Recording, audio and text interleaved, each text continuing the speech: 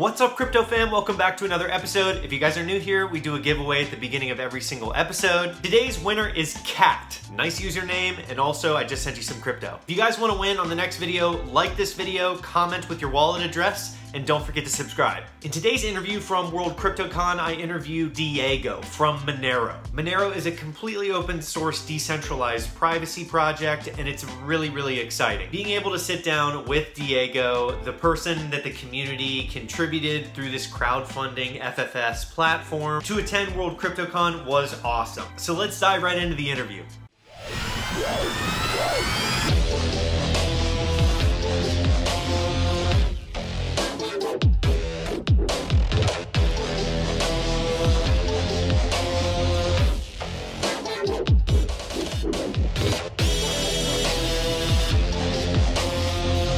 I am here with Diego Salazar, a Monero contributor, and we are here at the Monero booth. How you doing, Diego? I'm doing really good, thanks.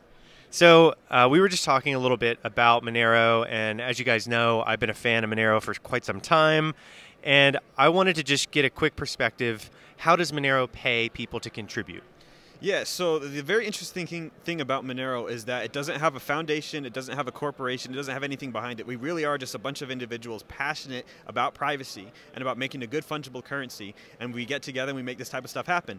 But if you didn't have that pre-mined or the ICO or anything like all these other coins, then the question comes like, how do you pay these people? How do you pay anybody? Well, a lot of the answer is you don't. So a lot of people work on Monero voluntarily, and just because they're so passionate about this. But there are some times when we do need some payment to happen, like if we need infrastructure for a website, or somebody's like, I'm willing to work on Monero full time, but they gotta live. Everyone's gotta live. So what Monero has done is it's established something called the Forum Funding System, the FFS, which is not the best acronym, but the Forum Funding System, and you can think of it like a decentralized Kickstarter, where basically somebody will put a proposal in. They'll say, I will make 10 videos about Monero, and I want to be paid 50 Monero for this task, and some Monero can be released after every video. The community talks about it. We see these proposals and we talk about it and we say, okay, we like this. Can we adjust this, or can it be 11 videos, or can you adjust the topics, or can you adjust the price? Once the community kind of comes to this consensus of like, okay, we like this project, it enters a funding stage where everyone starts to donate. If you like the project, anyone can donate, and it can be 0.01 Monero, it can be 10 Monero. You can fill the whole thing yourself if you want to. People just donate to get this done. And this has been going on for the past several years. If you go to forum.getmonero.org, you can see the outstanding proposals and the different ideas that people have had and stuff like that. And some of them are awaiting funding right now. And if you feel inclined, please go donate to these things. All of this is arbitrated by the core team, so they're the ones that actually hold the Monero, and then they disperse it when the milestones are reached. And it's very exciting. It's very unique in this space. It also has its drawbacks. It's prone sometimes to the tragedy of the commons, where people try to let other people donate so you can keep all of your Monero and still get the benefits of all this stuff happening. So it's not a perfect system. Just like nothing is a perfect system. Like the ICOs aren't a perfect system.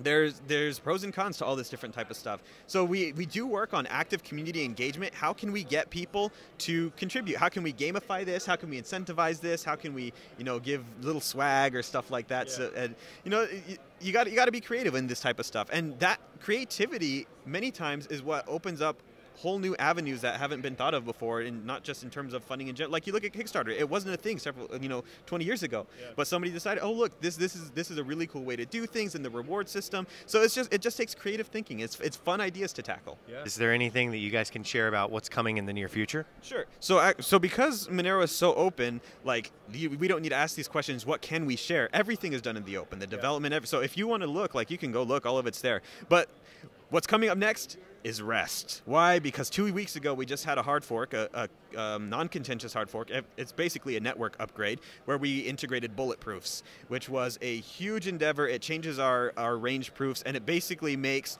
the transaction sizes 80% smaller and the fees 80% smaller, and more than 80% really. So whereas before it would have taken you maybe a quarter to send a transaction, now it's taking you less than half of a penny. Nice. To send any transaction. So at this point, why would you use anything else? Honestly, you get like full privacy for all of your transactions, and it doesn't cost you hardly anything. So A lot of work went into that, a lot of research, some 3 audits, a lot of crowdfunding for those audits as well, and a lot of eyes on the code and the implementation. That just got done a couple of weeks ago. So we're taking a bit of a breather, but coming up soon we got stuff like integration of Kavri and Tor into it to help hide IP addresses and stuff like that, and looking into different proof of work algorithm tweaks and stuff like that for the continued stance in ASIC resistance. Yep, that's what we're looking at so far. You touched on ASIC resistant. That's really interesting to me. Can you talk a little bit more about that? Right. So the way that Monero handles ASIC resistance is, so first of all, ASICs can be made for almost anything, unfortunately. Given enough time and resources, they can be made. So ASIC resistance is really a philosophical community stance that says when ASICs start being developed, in order to combat the miner centralization, we will fork to a different proof of work algorithm.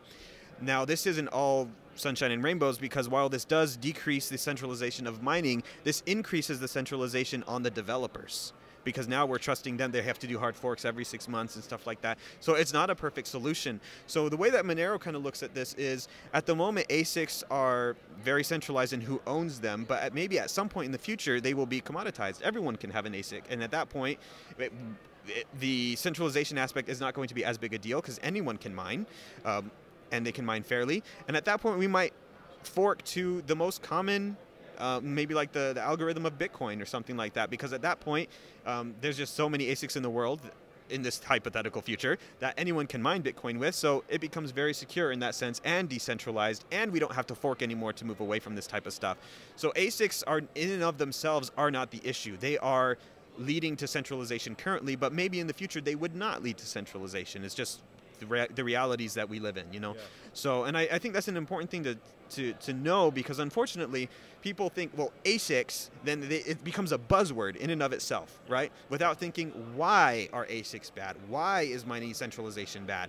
Why is developer centralization bad? Which one is worse? What are the pros and cons of each? How do we choose which one we would prefer to have right now? So there's all these questions that need to be asked without just saying, this is blanket bad, this is blanket good, this is whatever. So it's a very subtle problem, and it requires a lot of thought, and not everyone's going to agree. Some people are going to do their own thing. They say, like, I disagree with the way that you do this, so we're going to do it this way, and that's totally fine. That's the point of open source. You can do your own thing. That's a great explanation for it. That's more of like a philosophical way of looking at it, where it's development centralization. That's fantastic. So how can people contribute? How can people help? Oh man, you want to contribute to Monero? We have one of the best communities. Honestly, I know everybody says that, but everybody's a bunch of idiots, so you know what I'm saying.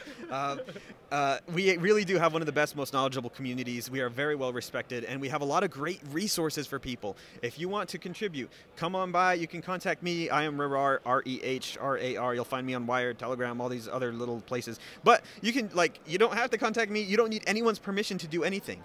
If you have an idea, if you want to get involved in a project, just come in, just ask around, learn about Monero, learn what makes us special, and there's a lot that makes us special, really. And we've got some great resources like Taiga, Taiga.getmonero.org, which is just kind of you can make your own little project, and it helps you kind of go through the workflow of getting it out there. Once again, you don't need anyone's permission to do anything. Nobody's anybody's boss. We don't have a super definitive leadership structure or anything. If you have an idea, if you want to help, talk to somebody, get involved. We are always looking for people. Because we are such a decentralized project, we are always in need of more hands. We're always in need of more people willing to do this. So me and Daniel, the guy that would be in this chair, we're here on our own time, volunteering. The community crowdfunded us to come out here, paid for the hotel and the flight, but we're here volunteer because we are passionate about Monero. So whatever your skill is, it can be speaking, it can be presenting, it can be UI UX, it can be development, whatever it is. Come talk to us. We're more than happy to get you integrated. That's awesome. Well said. Well, thanks for sitting down with me and talking a little bit about it. That's it for my interview with Diego from Monero. It was a really, really fun time meeting him and also a couple other contributors to Monero while I was at World CryptoCon. Similar to other privacy coins, I'm still very bullish. I love the concept of this whole decentralized organization where you can crowdfund contributions. Diego did tell me that the top contributors to Monero are PhDs that are doing research 24/7. This means that the community really values the aspect of researching the space. I really love this concept of a decentralized organization with contributors because it disrupts so much about just regular employment from an organization. Everything is open source. You can see everything that's going on with Monero and people can contribute. One of my favorite things that we touched on in the interview was that you don't need permission. You are your own bank. You are in control of your own destiny. You do not need permission. You just need to talk to someone, you just need to get involved, and you just need to take action. I hope you guys like this video. If you do, slap a like. There's gonna be a couple more interviews coming out soon, and I will see you on the next episode of Hack Crypto.